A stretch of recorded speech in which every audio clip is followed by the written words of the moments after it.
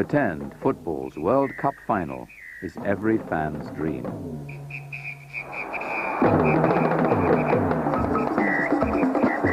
For one lucky boy, that dream came true at the very first World Cup in history.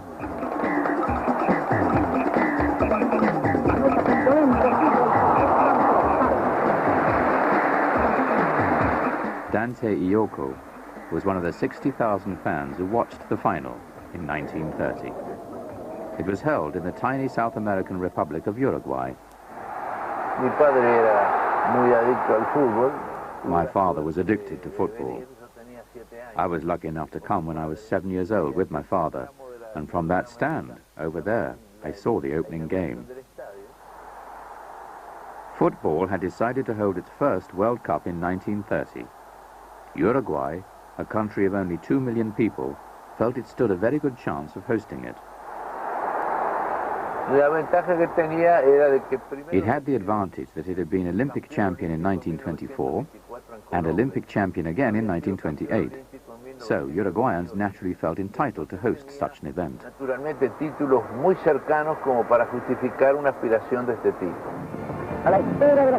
Uruguay won the bid, but the cup very nearly didn't happen.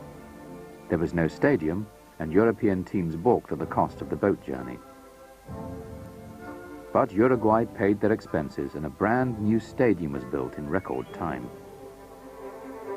It was the talk of the town, and so exciting, especially watching those elegant European suits parading around our streets, going shopping.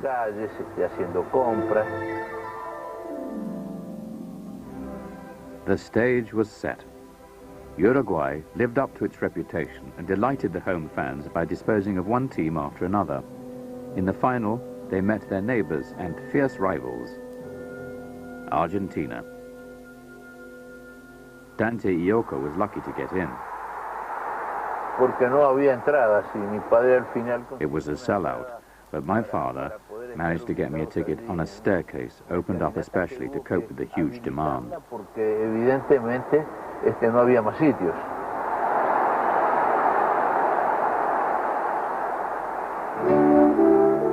Uruguay scored first, but by the end of the first half, Argentina were 2-1 up.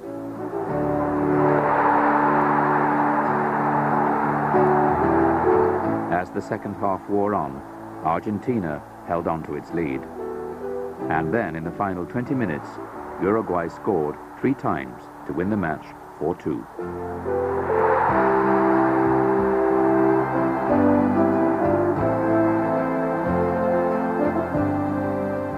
The Uruguayan players, I can still see them, were hugging each other and crying in the middle of the pitch. When I saw everyone hugging each other, I too started hugging people. And, funnily enough, I recall I was next to 2 Argentine ladies who'd come over specially to see the final. When the game was over, they cried into each other's arms. They were so distraught by the defeat. Today, I think, we're better prepared to deal with triumphs and defeats.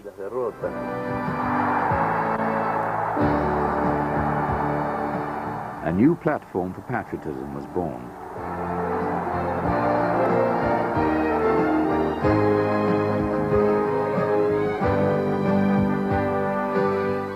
For Dante Ioko, it was the start of a lifelong love affair with the game. As one of the guardians of the nation's football museum, Ioko is now charged with preserving the memories and the mementos of that first World Cup. It's a memory which has stuck with me all my life. It was a privilege to have been there on such an occasion.